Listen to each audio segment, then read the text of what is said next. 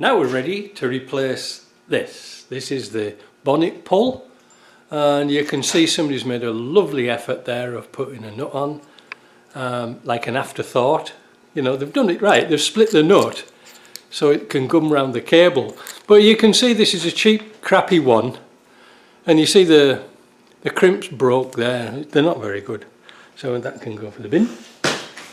Now you might have observed here I took off the expansion tank, because usually at the top of here at the back there is a clip to hold the cable on, and it was missing, so I routed this cable through. Now they are a bit of a bugger to get that nut tight. I think they're 19mm, and I think I have a special spanner for that. Let me go and see. Indeed I do. There it is. Now it's cut down for a reason, because you can't get a full spanner into it. It doesn't have to be monster tight because it's got a shake-proof washer here, but that just slips in. 19mm, any old 19mm you get from a car boot sale or a garage sale, just cut them down. These are like no-name Indian things, and you can see I've used this one before to adjust the steering boxes so you can get into them. Things you have to do, eh? So let's get this cable in. Right, getting the cable around is a real pain. It has to go around the back of the fuel filter, round near the light, and there's a little grommet just under here. The problem with that is trying to put your hand through and get to that grommet.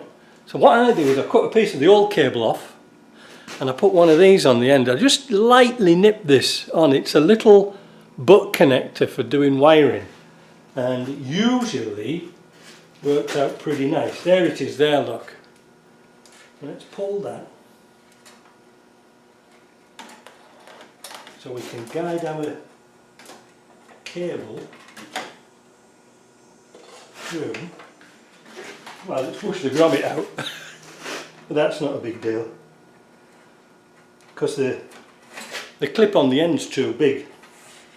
But we've got that in, and we've routed it round, and now we can push that grommet back in its little place there. So the next thing is to clip this into here, and then we can fasten this up, take that our connection off there, put this on. Yeah, that's right, yeah, we've got to put that on, we've got to pop riveters on. So I'll do that now. I'm all confused, it's really up there. Let me get this piece of cable off and I'll try and explain better. Right, so there we are. Didn't take long.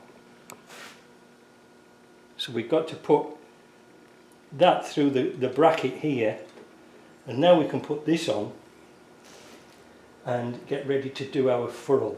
Now this is going to be somewhat tricky to do. So what I'm suggesting is to save messing about, we'll put this in its place, and I'll just put a couple of little self tappers in there while I battle on trying to get the furl in. That's going to be fun. So this is the little article to attach the cable. You're probably familiar with them. Some were round, but this one's got a flat on it. Now what puzzled me in the past was, that's the thing, and the cable goes in, that's it, that's right, it goes. So the cable goes in, and this is to prevent it turning, you know, while you tighten it up. But what had happened was it had snapped off flush. So I thought at the beginning that this was upside, you know, like it was upside down. That's what threw me a little bit. So now we're going to have a go at trying to put that in. That's going to be fun. I think I need a pair of needle nose pliers. Now adjust this. Don't have it all the way down there so it's closed the hole up. We're going to have to get that into there and the cable at the same time.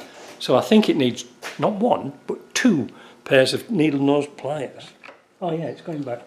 So you can probably see there's the end.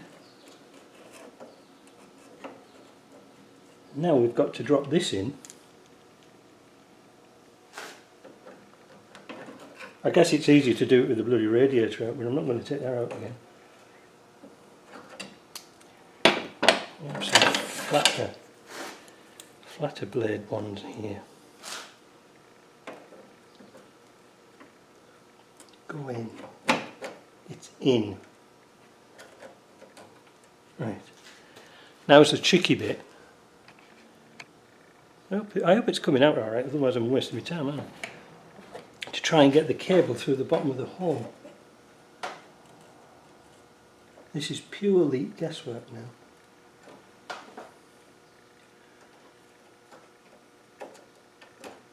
Oh. Is that in?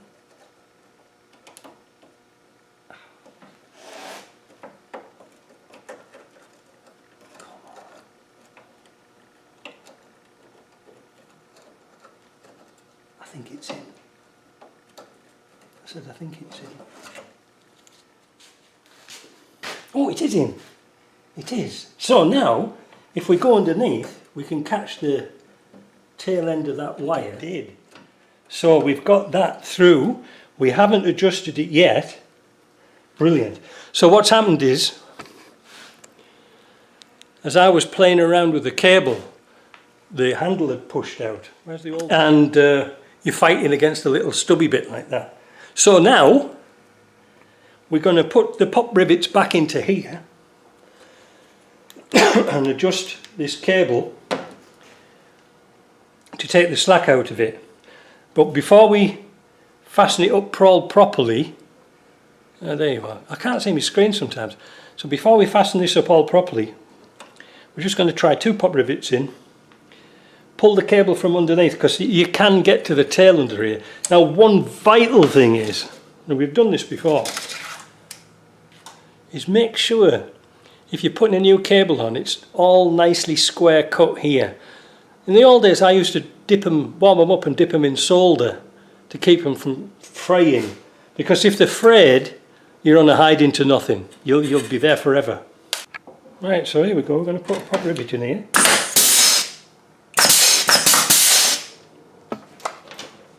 And another one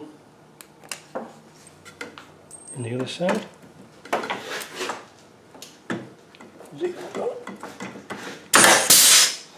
Right. Now we're going to pull this so there's no slack in it and tighten it up, and I do believe it's a 7mm. And then we're going to check the operation, see if it works. I'll tell you what, you can watch and tell me if it isn't right. Nice to have a bit of participation, isn't it?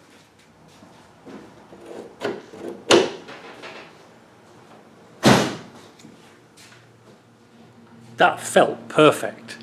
Felt absolutely perfect. So let's clear up our toys. As you can hear, Curtis is here now. He's only went away for 10 minutes, 3 hours ago. And we'll drop the bonnet down and see how it shuts, because we haven't adjusted it yet underneath. So I'm going to do a quick summary, because I was doing a video and it's going to take hours to do this, to adjust the bonnet right. After I adjusted the plate here to find that the plate this way and this way was in line with the pin, because that's the one thing you can't adjust. Well, you can adjust it up and down, but you can't move it left or right, so that's fixed. What you're supposed to do is take the pin out completely, and then with the adjusters here, with the rubbers on, shut the bonnet until the gaps are nice and even. Right, so then you can wind this pin in so it just to say touches. You know, like how it works is the pin here has got an edge on it, and that is what your catch down here catches onto. So the pin comes down and it locks in. It goes like this and pushes a pin back, and then it locks around the pin.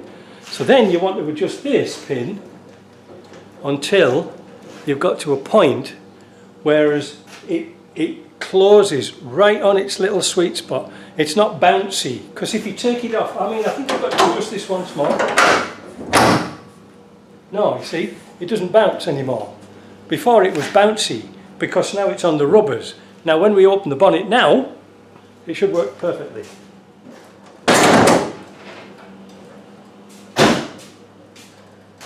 There we go, job done.